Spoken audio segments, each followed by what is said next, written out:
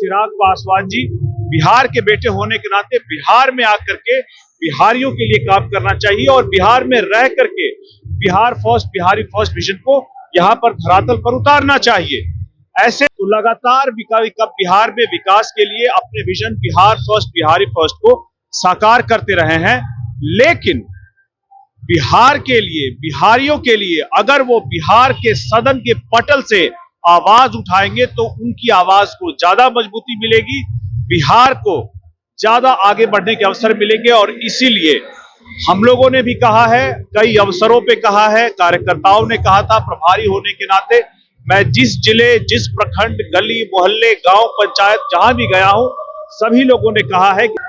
देखिए, चिराग पासवान जी ने हमेशा कहा है कि बिहार उनकी राजनीति का केंद्र है, बिहार उनकी राजनीति का आधार है और बिहार और बिहारियों का विकास उनकी प्राथमिकताओं में है। इसीलिए केंद्रीय मंत्री रहते हुए भी उन्होंने अपने vision Bihar first, Bihari first को लगातार केंद्रीय मंत्रिमंडल के द्वारा उसमें से जो अलग अलग विकास के काम है उसको करवाने का काम किया है। आप याद कीजिए, मखाना बोर्ड की स्थापना, देश का तीसरा निफ्टम का बिहार में आना, जातीय जनगणना, एक केंद्र में रहते हुए ही उन्होंने बिहार के लिए ये साकार करवाया है। अभी बायर सेलर मीट भी हुआ था जिसमें बिहार से अब बाहर के लोग डायरेक्टली किसानों से खरीद पाएंगे, किसानों को इसका सीधा लाभ मिलेगा। तो लगातार बिहार में विकास के लिए अपने vision Bihar first, Bihari first को साकार करते रहे हैं, लेकिन बिहार के लिए, बिहारियों के लिए अगर वो बिहार के सदन के पटल से आवाज उठाएंगे तो उनकी आवाज को ज्यादा मजबूती मिलेगी, बिहार को ज्यादा आगे बढ़ने के अवसर मिलेंगे। और इसीलिए हम लोगों ने भी कहा है, कई अवसरों पे कहा है, कार्यकर्ताओं ने कहा था, प्रभारी होने के नाते मैं जिस जिले, जिस प्रखंड, गली मोहल्ले, गांव, पंचायत जहां भी गया हूं, सभी लोगों ने कहा है कि चिराग पासवान जी बिहार के बेटे होने के नाते बिहार में आकर के बिहारियों के लिए काम करना चाहिए और बिहार में रह करके Bihar first, Bihari first vision को यहाँ पर धरातल पर उतारना चाहिए। ऐसे में उन्होंने, हम लोगों ने 2016 मई को जो पार्टी की तरफ से प्रस्तावना गया था कि आपको बिहार से चुनाव लड़ने के बारे में सोचना चाहिए,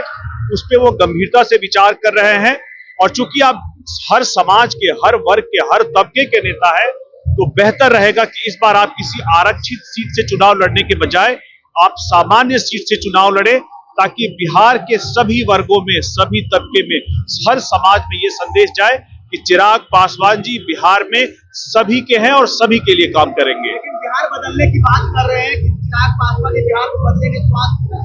पलायन हो तभी चिराग पासवान ही करेंगे। क्या अभी स्वास्थ्य सही नहीं है? क्या अभी पलायन नहीं हो पा रहा? 2005 में जब से नीतीश कुमार जी ने बिहार की बागडोर को संभाला है, उसके बाद से जंगल राज से निकाल करके ले आए हैं और आज बिहार और जितने भी बिहारी हैं अभी बड़ी ही उम्मीद के साथ उन्होंने जो विकास किया है यहां तक ला करके दिया है, जहां पर अपराध मुक्त करने का प्रयास हो, भय मुक्त करने का प्रयास हो, अलग अलग लोगों को यहां पर व्यवसाय, काम, हर चीजों से जो पहले बिहार में लालू राज में नहीं होते थे वहां लेकर के आए हैं।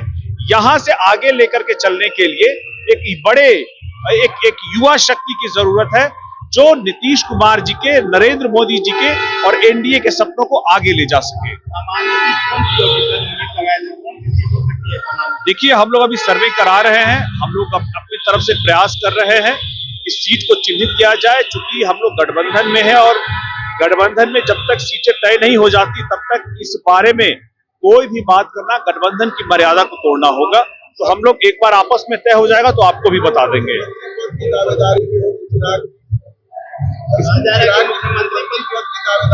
देखिए, जब मैंने उनकी बड़ी भूमिका की बात की है तो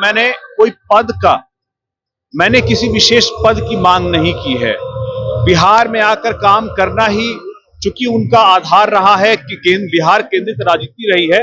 उन्होंने कहा है बड़ी जिम्मेदारी यहां पर आकर के बिहारियों के लिए जो भी वो काम करेंगे तो आप ही वही जिम्मेदारी उनके लिए बड़ी हो जाएगी।